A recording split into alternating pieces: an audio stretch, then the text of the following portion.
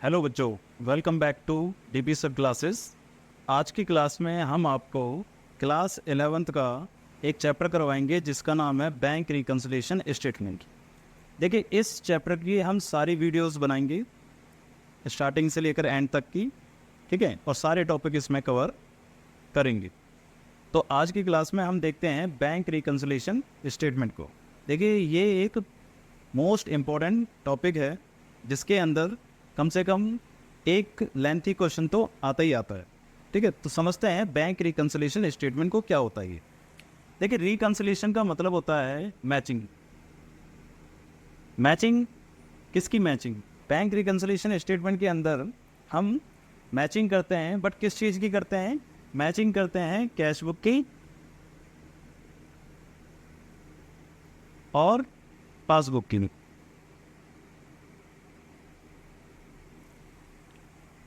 देखिए, होता क्या है कि जब हम कैश बुक बनाते हैं तो कैश बुक के अंदर हमारे पास दो प्रकार के कॉलम होते हैं, एक होता है कैश कॉलम और एक होता है बैंक कॉलम। बट हम इसमें बात करेंगे सिर्फ और सिर्फ बैंक कॉलम की। ठीक है, इसमें बात करेंगे हम बैंक कॉलम की, क्योंकि जो बैंक का कॉलम होता है वही पासबुक से रिलेट करता है। क्योंकि जो पासबुक में स्टेटमेंट बनाई होगी वो कौन सी वाली होगी? आपकी जो यहाँ पर आपने कैश बुक में बैंक कॉलम में लिखी होगी वो वाली होती है। ठीक है ना? तो होता क्या है कि जब हम जैसे कोई मंथ है हमारे पास, जैसे अप्रैल है, अप्रैल मंथ के एंड में, तो अप्रैल मंथ के एंड में हमें ये देखना है कि कैश बुक और पासबुक में कोई डिफरेंस तो नहीं है। तो हम सबसे पहले क्या देखते हैं कि पासबुक में हमारे पास एज्यूम करिए कि बैलेंस है 5,000 रुपये का। पासबुक में बैलेंस दिखा रखा है 5,000 रुपये का, और कैश बुक में बैलेंस दिखा रखा है आपको 6,000 रुपये का। ठीक है, तो यहाँ पर क्या होता है कि हमारी जो कैश बुक का बैलेंस है वो पासबुक के बैलेंस से मैच नहीं होता। तो इसी के लिए क्या करते हैं, हम बैंक रिकन्सिलिएशन स्टेटमेंट को प्रिपेयर करते हैं। ठीक है, अब देखिए होता क्या है कि इसके अंदर कैश बुक के अंदर दो बैलेंस होते हैं, एक डेबिट बैलेंस होता है और एक आपका क्रेडिट बैलेंस होता है। ऐसे ही पासबुक के अंदर भी होता है। पासबुक का ये डेबिट बैलेंस और ये क्रेडिट बैलेंस होता है। ठीक है, बस होता क्या है कि जो कैश बुक होती है, कैश बुक में डेबिट में जब हम करते हैं, कैश बुक के डेबिट में हम तब लिखते हैं जब हमारा कैश क्या हो रहा हो, इंक्रीज़ हो रहा हो, और कैश बुक के क्रेडिट में तब लिखते हैं जब कैश हमारा क्या हो रहा हो, डिक्रीज़ हो रहा हो। ठीक है, बट पासबुक में उल्टा होता है। पासबुक में क्या होता है कि जब पैसे इंक्रीज़ हो रहे हैं तो आप क्रेडिट साइड में लिखोगे, और पैसे डिक्रीज़ हो रहे हैं तो आप डेबिट साइड में लिखोगे। सिंपल। ऐसा क्यों होता है? ऐसा इसलिए होता है क्योंकि बैंक जो होता है, अब देखिए पासबुक किसके पास होती है? बैंक के पास होती है। ठीक है, अब बैंक के पास एज्यूम करिए कि आपका बैंक है ना, आपके बैंक में आपका अकाउंट है, आपने पैसे इसमें डिपॉजिट करवाए, आपने पैसे डिपॉजिट करवाए, तो पैसे डिपॉजिट करवाने से बैंक की लायबिलिटीज़ क्या हो गई? बैंक की लायबिलिटीज़ इंक्रीज़ हो गई। बैंक की लायबिलिटीज़ क्या हो गई? इंक्रीज़ हो गई, क्योंकि बैंक के पास पैसा आ गया आपके पास आपका, और आपका पैसा बैंक कभी ना कभी वापस देगी। तो बैंक के लिए क्या बन जा रही है? लायबिलिटीज़। बट कैश बुक में तो ये हमारी क्या होती है? एसेट्स होती है। ठीक है, तो यहाँ पर हम इस तरीके से देखते हैं कि हमारी एसेट्स बढ़ती है तो हम डेबिट करते हैं, और एसेट्स घटती है तो क्रेडिट करते हैं। बट बैंक करता है अपनी लायबिलिटीज़ को सोचकर कि भाई अगर कोई व्यक्ति डिपॉजिट करा रहा है पैसा तो उसकी लायबिलिटीज़ क्या हो रही है? इंक्रीज़ हो रही है। तो जब लायबिलिटीज़ इंक्रीज़ होती है, इंक्रीज़ ऑफ लायबिलिटीज़ होता है, तो अकाउंट्स में हम क्या करते हैं? उसको क्रेडिट करते हैं। तो इसलिए जब कोई व्यक्ति डिपॉजिट कराता है तो बैंक में पैसे बढ़ते हैं, और बैंक क्या करता है? उसको क्रेडिट करता है। और जब पैसे कोई विड्रॉ करता है, जब पैसे कोई विड्रॉ करता है तो बैंक उसको क्या कर देगा? डेबिट कर देगा, क्योंकि उसके पैसे क्या हो रहे हैं? कम हो रहे हैं, यानी कि बैंक की लायबिलिटीज़ क्या हो रही है? कम हो रही है। समझ में आ रहा है आपको? इसमें क्या ध्यान रखना है आपको? इसमें ये ध्यान रखना है कि आप कैश बुक में जब डेबिट करते हो, डेबिट का मतलब इंक्रीज़ करते हो, तो बैंक क्या करती है? उसको क्रेडिट करती है। मतलब जो पैसा आप डेबिट करते हो वो पैसा बैंक क्रेडिट करती है। तो आपको मैचिंग किस चीज़ को करना है? तो आपको मैचिंग इसी चीज़ को करना है कि कैश बुक का डेबिट साइड किसके साथ मैच होगा, पासबुक के क्रेडिट साइड के साथ, और कैश बुक का क्रेडिट साइड किसके साथ मैच होगा, पासबुक के डेबिट साइड के साथ, क्योंकि कैश बुक का डेबिट साइड पॉजिटिव होता है और पासबुक का क्रेडिट साइड पॉजिटिव होता है, और कैश बुक का क्रेडिट साइड नेगेटिव होता है और पासबुक का डेबिट साइड नेगेटिव होता है। सिंपल। तो इसको मैं नॉर्मल तरीके से आपको लिख देता हूँ। तो इसमें मैच क्या करना है हमें, इसमें मैच करना है हमें कैश बुक, CB मतलब कैश बुक और PB मतलब पासबुक। कैश बुक का जो डेबिट बैलेंस है वो पासबुक के क्रेडिट बैलेंस के बराबर मैच होना चाहिए। ठीक है, अगर मैच नहीं होता तो हम इसे मैचिंग करते हैं, यानी कि रिकन्सिलिएशन करते हैं। कैश बुक का क्रेडिट बैलेंस पासबुक के डेबिट बैलेंस के बराबर होता है। ठीक है, क्योंकि जब आप पैसे इंक्रीज़ करते हो तो आप डेबिट करते हो और बैंक क्या करती है, उसको क्रेडिट करती है। जब आप पैसे कम करते हो तो आप क्रेडिट करते हो और बैंक क्या करते हो, उसको डेबिट करती है। तो समझ में आ रहा है आपको। ठीक है, ये पॉजिटिव बैलेंस हैं दोनों की और ये दोनों के नेगेटिव बैलेंस हैं। अभी जो पॉजिटिव बैलेंसेस होते हैं इनको हम कहते हैं फेवरेबल बैलेंसेस, फेवरेबल बैलेंसेस। ठीक है, और जो ये नेगेटिव बैलेंस होते हैं इन्हें कहते हैं हम अनफेवरेबल बैलेंसेस। ठीक है, तो नॉर्मली है आपको ध्यान का रखना है, अगर कोई पूछता है कि फेवरेबल और अनफेवरेबल क्या होते हैं, तो फेवरेबल का मतलब है पॉजिटिव बैलेंस और अनफेवरेबल का मतलब है नेगेटिव बैलेंस। तो फेवरेबल बैलेंस कैश बुक का और पासबुक का, तो कैश बुक का फेवरेबल क्या हो जाएगा आपका, डेबिट, और पासबुक का फेवरेबल क्या हो जाएगा आपका, क्रेडिट। ये आपको ध्यान रखना है, ठीक है ना। और ऐसे ही अनफेवरेबल की बात करें तो कैश बुक का अनफेवरेबल क्या होगा, क्रेडिट, और पासबुक का अनफेवरेबल क्या होगा, डेबिट। ठीक है, तो क्वेश्चन में आपको ध्यान रखना है, क्वेश्चन में कभी कभार डेबिट और क्रेडिट बैलेंस ना लिख के वो ये लिख देता है कि फेवरेबल बैलेंस है और अनफेवरेबल बैलेंस है। तो आपको समझना पड़ेगा कि कैश बुक का अगर फेवरेबल दे रखा है तो वो कौन सा बैलेंस है, आपका डेबिट बैलेंस है। ठीक है ना, तो इस तरीके से आपको समझना होगा, इस चीज़ को आप नोट कर लीजिए। अब देखिए, बैंक रिकन्सिलिएशन का टॉपिक स्टार्ट करने से पहले मैं आपको समझाना चाहता हूँ कि रिकन्सिलिएशन कैसे किया जाएगा, मैचिंग कैसे किया जाएगा। एक क्वेश्चन करने से पहले ये समझ लेते हैं। देखिए, होता क्या है कि आपके पास दो बुक होती हैं, एक कैश बुक और एक पासबुक।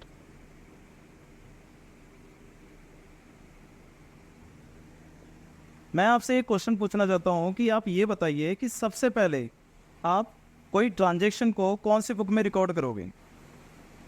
आप सबसे पहले कैश बुक में रिकॉर्ड करोगे कोई ट्रांजैक्शन या पासबुक में रिकॉर्ड करोगे। तो देखिए, इसका आंसर ये है कि आप ट्रांजैक्शन को उस बुक में रिकॉर्ड करोगे जिसकी वो ट्रांजैक्शन हो रही है। जैसे कि अगर कैश बुक कौन बनाता है, कैश बुक बनाता है आपका कंपनी का अकाउंटेंट। ठीक है ना, जो कंपनी का अकाउंटेंट होगा वो आपका कैश बुक बना रहा है। और पासबुक को कौन बनाता है, पासबुक को बनाती है बैंक। ठीक है भाई, पासबुक में एंट्री कौन करता है, बैंक करती है। तो बताइए कौन पहले एंट्री करेगा, कंपनी का अकाउंटेंट पहले एंट्री करेगा या बैंक एंट्री करेगा। तो नॉर्मल सी बात है कि जिसकी जो एंट्री होगी वही पहले करेगा। जैसे कि मान के चलिए पहली एंट्री है, आपने कोई चेक ना इशू करा है, आपने कोई चेक इशू करा है। इशू का मतलब आपने कोई चेक काट के किसी को दिया है। ठीक है ना, आपने कोई चेक इशू करा है। तो आप ये बताइए, ये वाली ट्रांजैक्शन है चेक इशू की, तो चेक इशू की ट्रांजैक्शन कौन पहले करेगा, कैश बुक में पहले रिकॉर्ड होगी या पासबुक में पहले रिकॉर्ड होगी। तो सिंपल सी बात है कि वो किस में रिकॉर्ड होगी, सबसे पहले कैश बुक में, क्योंकि चेक किसने इशू करा है, चेक ऑनर ने इशू करा होगा, कंपनी ने इशू करा होगा। तो कंपनी को पता है, तो कंपनी ने पहले अपने कैश बुक में रिकॉर्ड कर लिया उसको। ठीक है, फिर बाद में क्या होगा, जिस इंसान को वो चेक इशू करा है वो इंसान जब उस बैंक में अपने बैंक में चेक डिपॉजिट करवाएगा, तब इस वाले बैंक को यानी कि कंपनी के बैंक को पता चलेगा कि हाँ भाई कैश को कम करना है। तब उसके बाद जाकर ये कंपनी का जो बैंक है ये कैश को क्या करेगा, कम करेगा। तो इसका मतलब फर्स्टली रिकॉर्ड कहाँ पर होगा, कैश बुक में, और दूसरा रिकॉर्ड कहाँ होगा, पासबुक में, ठीक है ना। बट ऐसी कोई दूसरी एंट्री हो जैसे कि बैंक चार्जेस की, बैंक चार्जेस या बैंक इंटरेस्ट। अब बताइए बैंक चार्जेस और बैंक इंटरेस्ट सबसे पहले किसको पता चलेगा? सबसे पहले पता चलेगा बैंक को। तो सबसे पहली रिकॉर्डिंग कहाँ पर होगी? बैंक में होगी। और सेकंड रिकॉर्डिंग कहाँ होगी? कैश बुक में होगी, ठीक है ना।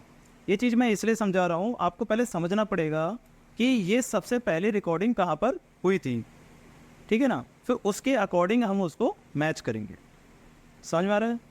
तो आपको ये समझना पड़ेगा कि कोई ट्रांजेक्शन फर्स्टली रिकॉर्ड कहाँ पर होती है और सेकेंडली रिकॉर्ड कहाँ पर होती है। अब देखिए हम समझते हैं कि किस तरीके से मैचिंग की जाती है। अब आप समझना कि मान के चलिए आपके पास कैश बुक है और आपके पास पासबुक है। जैसे कि हमने बताया कैश बुक का डेबिट और पासबुक के क्रेडिट के बराबर मैचिंग होता है। कैश बुक का डेबिट और पासबुक का क्रेडिट मैच होता है, और कैश बुक का क्रेडिट और पासबुक का डेबिट को मैच करते हैं, ठीक है ना। अब होता क्या है, एज्यूम करते हैं कि मान के चलिए आपके पास यहाँ पर ना बैलेंस दे रखा है पासबुक का। अब देखिए सबसे पहले हम बैलेंस लिख देते हैं कि एज्यूम करते हैं कि यहाँ पर हमारे पास बैलेंस लिखा हुआ है 1,00,000 रुपये का, ठीक है। और इतना ही बैलेंस हमारे कैश बुक में भी लिखा हुआ है 1,00,000 रुपये का।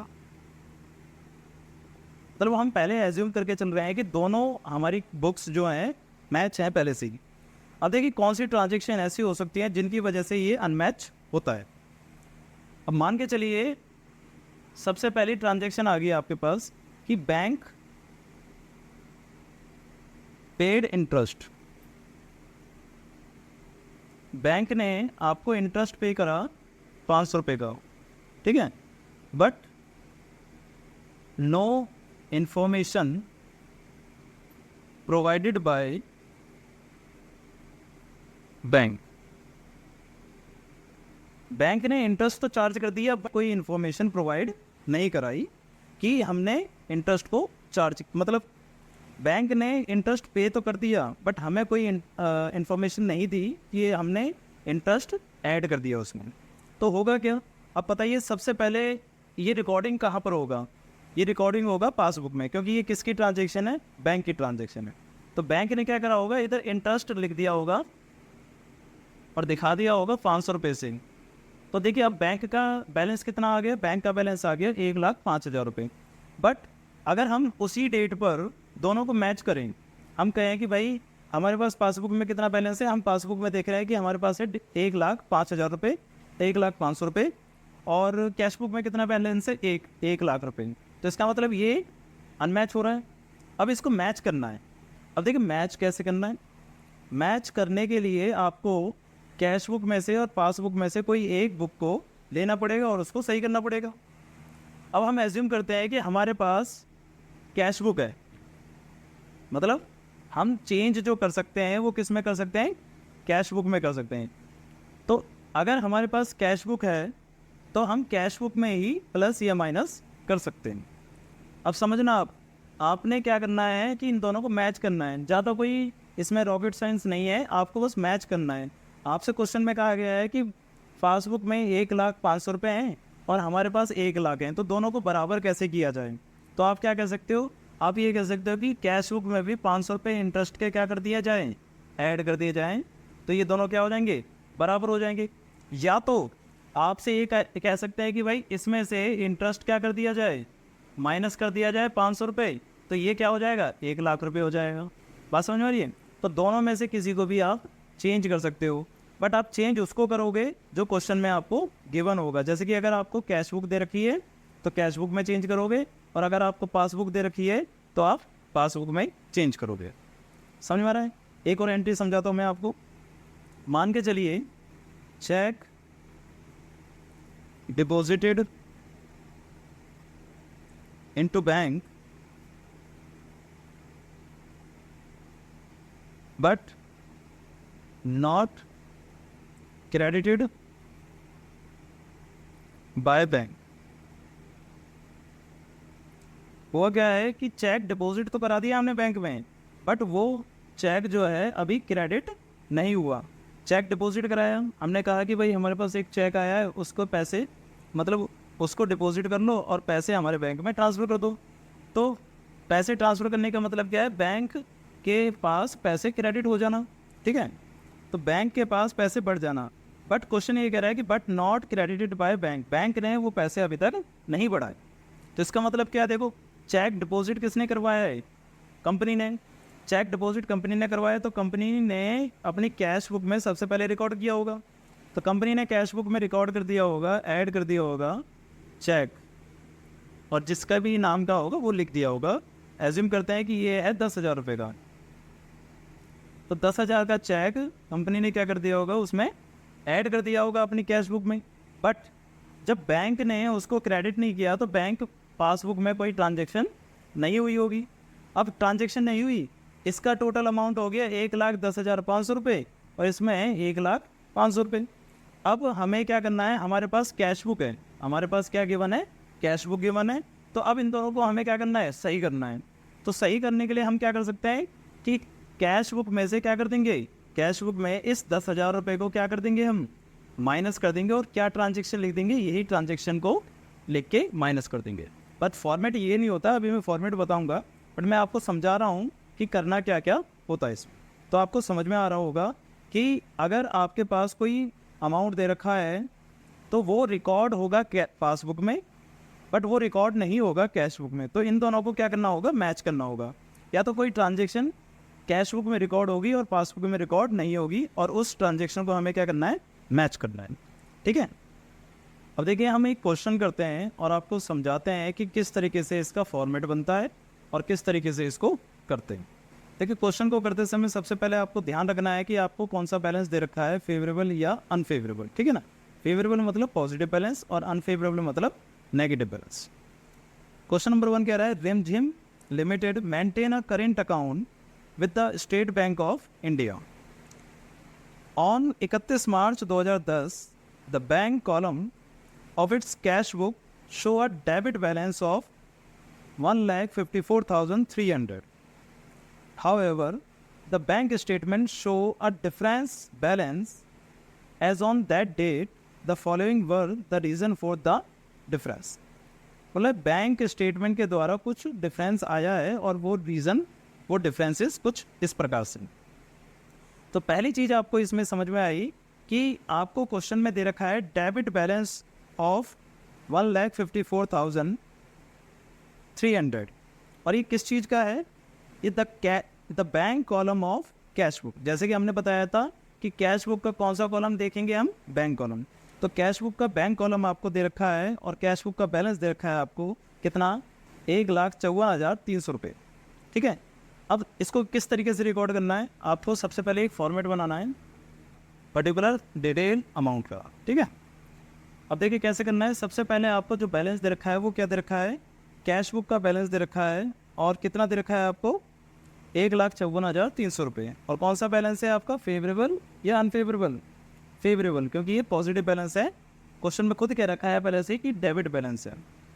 तो यहाँ पर लिखेंगे balance as per cash book, ठीक है। और कौन सा बैलेंस, डेबिट बैलेंस, कितने रुपए, 1,54,300 रुपये का बैलेंस आपको यहाँ पर दे रखा है। अब देखिए कुछ चीज़ों को आपको इसमें ऐड करना पड़ेगा और कुछ चीज़ों को इसमें आपको लेस करना पड़ेगा, ठीक है। वो जो ऐड करेंगे उसे ऊपर लिख देंगे और लेस करेंगे उन्हें नीचे लिख देंगे। पहली ट्रांजैक्शन कह रही है check deposited but not yet credited by bank. अब देखिए सिंपल बात यह है कि आपको ध्यान क्या रखना है, आपको ये ध्यान रखना पड़ेगा आपके पास कौन सी बुक है, आपके पास है कैश बुक। तो कैश बुक है तो आप कैश बुक में ही ऐड कर सकते हो और कैश बुक में ही लेस कर सकते हो, ठीक है ना। कंपेयर किससे करेंगे, पासबुक से। पासबुक में अगर कोई चीज़ रिकॉर्ड है तो हम भी रिकॉर्ड कर देंगे, और पासबुक में कोई चीज़ रिकॉर्ड नहीं है तो हमें भी क्या कर देना, उसे माइनस कर देना, ठीक है। सिंपल सा कंसेप्ट है। अब देखिए क्या कह रहा है, चेक डिपॉजिट कराया आपने। जब चेक डिपॉजिट कराया होगा तो आपने कैश बुक में क्या कर दिया होगा, रिकॉर्ड करा होगा। आपने कैश बुक में उसको रिकॉर्ड कर रखा होगा क्योंकि चेक तो आपने डिपॉजिट कराया है।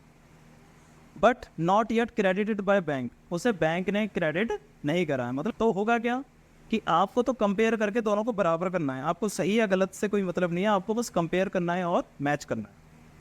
तो यहाँ पर हमने कैश बुक में तो रिकॉर्ड कर दिया होगा, बट पासबुक में वो अमाउंट रिकॉर्ड नहीं है। तो हमें तो ये देखना है कि पासबुक में रिकॉर्ड नहीं है, तो हमें भी क्या करना है, उसे माइनस कर देना है। तो इस वाली एंट्री को आपको क्या करना पड़ेगा, माइनस करना पड़ेगा। तो इसे लिखना पड़ेगा चेक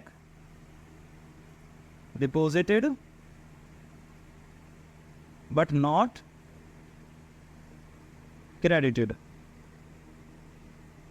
ठीक है, कितने रुपए, 75,450 रुपये।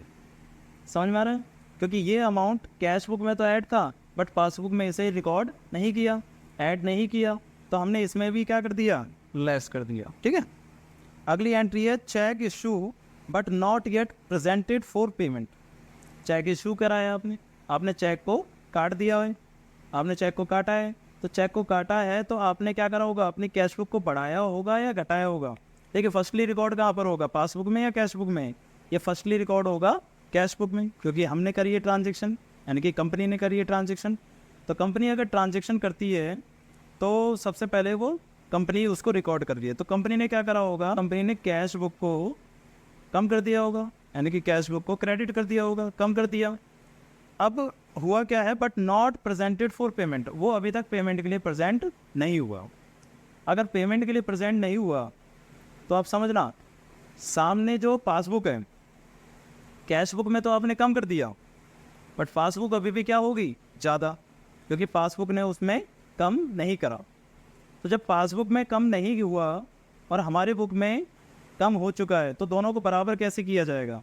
आप इसको ना इस तरीके से समझना कि मान चलिए ये पासबुक है और ये आपकी कैश बुक है। कैश बुक में आपने कुछ अमाउंट कम कर दिया, ठीक है, कितना अमाउंट है आपके पास, 80,760 रुपये आपने क्या कर दिए, कम कर दिए। बट पासबुक में तो कोई ट्रांजेक्शन नहीं हुई, तो पासबुक में कोई ट्रांजेक्शन नहीं, दोनों को बराबर करने के लिए क्या कर सकते हो आप, दोनों को बराबर करने के लिए इस कैश बुक को आप बढ़ा दोगे। ठीक है ना, तो कैश बुक को आपको क्या कर देना है, ऐड कर देना है। तो आप कैश बुक को ऐड कर दोगे यहाँ पर कितने अमाउंट से, क्या लिखोगे, cheque issue but not presented, कितने रुपए, 80,760 रुपये। अगला कह रहा है bank charges not yet record in the cash book. Bank charges हैं, कैश बुक में रिकॉर्ड नहीं है। तो सिंपल सा कंसेप्ट है, ये आपकी पासबुक थी, ये आपकी कैश बुक थी, बैंक चार्जेस हैं। बैंक चार्जेस होता क्या है, बैंक ने, अब पासबुक ने क्या कर दिया होगा, कम, क्योंकि बैंक चार्जेस सबसे पहले कौन रिकॉर्ड करेगा, पासबुक, तो पासबुक ने उसको क्या कर दिया होगा, कम। अब कैश बुक हमारी क्या है, ज़्यादा है, दोनों को बराबर करने के लिए क्या करोगे आप, इस कैश बुक को क्या कर दोगे, कम कर दोगे, क्योंकि हमारे पास कौन सी बुक है, कैश बुक, और हम चेंज किस में कर सकते हैं, कैश बुक में। तो कैश बुक को ही क्या कर देंगे हम, कम कर देंगे। समझ में आ रहा है, तो बैंक ने चार्जेस से कम कर दिया था, तो हम भी क्या कर देंगे, कम कर देंगे। तो क्या होगा इसमें, इसमें लेस हो जाएगा बैंक चार्ज, ठीक है ना। तो बैंक चार्जेस कितने रुपए के हैं, 1,135 रुपये। नेक्स्ट कह रहा है check receive by the bank directly from the trade debtor. अब बैंक ने क्या करा होगा, डायरेक्टली किसी डेटर से चेक रिसीव कर लिया। तो चेक रिसीव कर लिया बैंक ने डायरेक्टली, तो बैंक ने हमारा अकाउंट तो क्या कर दिया होगा, बढ़ा दिया होगा, बट हमें नहीं पता चला, तो हमने कैश बुक को बढ़ाया नहीं होगा। तो दोनों को बराबर करने के लिए क्या करेंगे, अब कैश बुक को भी क्या कर दिया जाएगा, बढ़ा दिया जाएगा, क्योंकि पासबुक तो हमारी बढ़ गई, तो कैश बुक को भी क्या कर देंगे, बढ़ा देंगे। तो कैश बुक को भी यहाँ पर क्या कर देंगे, ऐड कर देंगे। ठीक है ना, cheque directly deposited by debtor, कितने का, 1,35,200 रुपये का। ठीक है, बहुत ही सिंपल सा कंसेप्ट चल रहा है। अगला कह रहा है insurance premium paid by the bank as per standing instruction but not yet recorded in the cash book. Simple सा कंसेप्ट है। तो ये क्या कह रहा है, ये कह रहा है कि इंश्योरेंस प्रीमियम पे हुआ है बैंक के द्वारा। अब आपने, मतलब कस्टमर ने, यानी कि कंपनी ने बैंक को इंस्ट्रक्शन दे रखा था कि भाई हमारे इंश्योरेंस की डेट ये है, इस डेट को आप पे कर देना।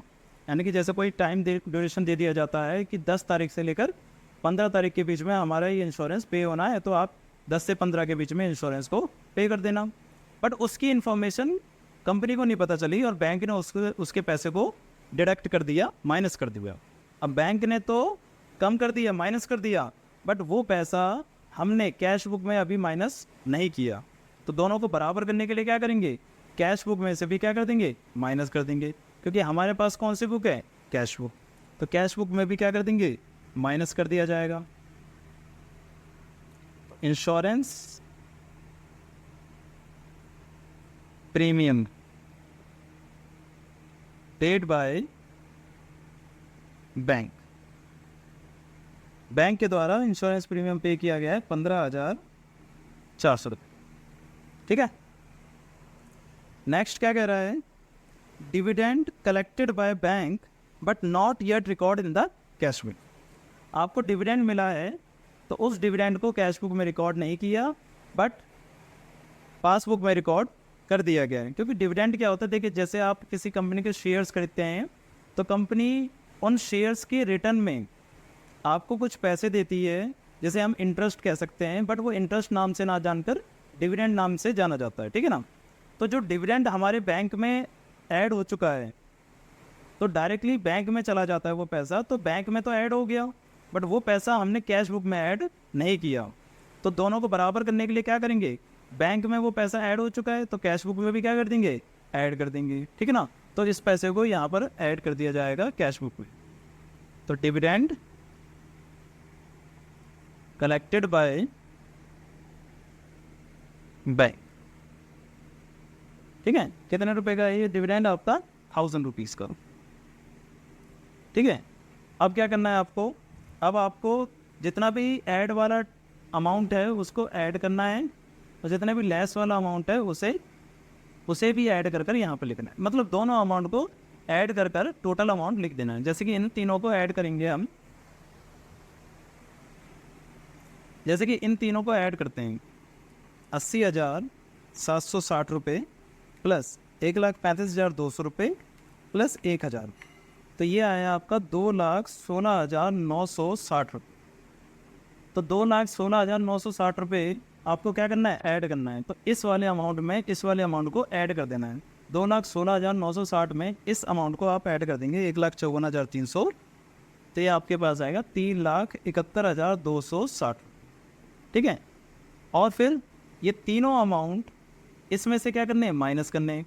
तो इन तीनों को जोड़ लो, 75,450 रुपये प्लस 1,135 रुपये प्लस 15,400, तो टोटल आया 91,985। तो इसको इसमें से क्या कर देना है, माइनस, है ना। 3,71,260 में से लेस करना है 91,985 रुपये।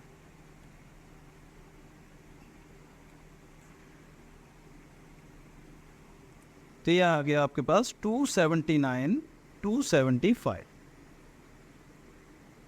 2,79,275 रुपीज़ आपके पास आ गया। और कैसा बैलेंस आया आपका, ये पॉजिटिव बैलेंस आया। कैसे पता चला पॉजिटिव है, क्योंकि देखो ये पॉजिटिव था, उसमें ये आपने जोड़ा तो ये भी क्या हो गया आपका, पॉजिटिव हो गया। अब उसमें से ये घटाया आपने, माइनस किया, तो इसमें से इसको घटाएंगे तो बड़ी संख्या तो ये है, तो पॉजिटिव का अमाउंट आ गया आपके पास 2,79,275 रुपीज़। अब ये जो बैलेंस है ये किसके बराबर है, ये हम कंपेयर किससे कर रहे थे, ये हम कंपेयर कर रहे थे बैंक बुक से, यानी कि पासबुक से। तो ये जो बैलेंस है किसके बराबर आ चुका होगा, पासबुक के बराबर, क्योंकि हमारा तो कैश बुक का बैलेंस कितना था, इतना। फिर ये सारी एरर्स थी, इन सबको ऐड और लेस करने के बाद हमारे पास जो आंसर आएगा वो किसका आएगा, पासबुक का आएगा। और कौन सा बैलेंस आएगा, पॉजिटिव बैलेंस आएगा। तो क्या लिखेंगे हम यहाँ पर, बैलेंस एज पर पासबुक। और कौन सा बैलेंस लिखेंगे, क्रेडिट बैलेंस, क्योंकि पासबुक का जो क्रेडिट बैलेंस होता था वही क्या होता था आपका, पॉजिटिव बैलेंस होता था। बात समझ में आ रही है आपको। ठीक है। तो आज की क्लास में हमने आप रिकन्सिलिएशन स्टेटमेंट का कंसेप्ट समझा दिया इसमें एक क्वेश्चन करवा दिया जिससे आपको ये समझ में आ गया होगा कि रिकंसिलिएशन स्टेटमेंट कैसे की जाती है। तो अगली क्लास में हम अगला क्वेश्चन लेके आते हैं और इस चैप्टर से रिलेटेड सारी हम वीडियोस बनाएंगे और सारे डाउट इसमें कवर करेंगे। ठीक है, तो मिलते हैं अगली क्लास में। जब तक आप इस वीडियो को देखिए और अगर कोई डाउट हो तो आप डाउट भी ज़रूर पूछिए।